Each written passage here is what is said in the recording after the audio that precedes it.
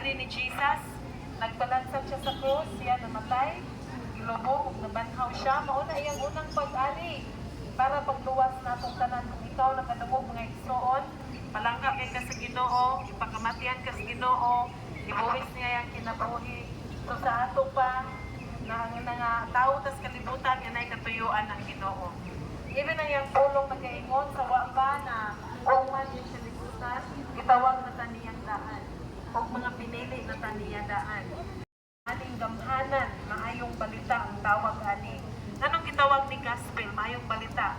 Kamatayon o pagkabanaw sa Diyos na maoy, nagpasaylo sa itong mga sala. Anong gitawag ni nga gamhanan? Kaluwasan hindi mo mga igsuon. Naingon siya kay ipadala niya ang buktong anak na si Jesucristo, din sa tong mutuo o budawat sa iyang kamatayon na ay pagpakaila sa bili sa nagpakamatay sa krus. Kung ikaw na mga igsoon, palakpaki og dako ang Dios na giluwas kaniya, ipasaylo kaniya, ibayra niya imong mga sala. Amen? Kay kita din ta kabayan sa tong mga sala. Kita tanan dili nga naminaw, walay usa nga way sala nato.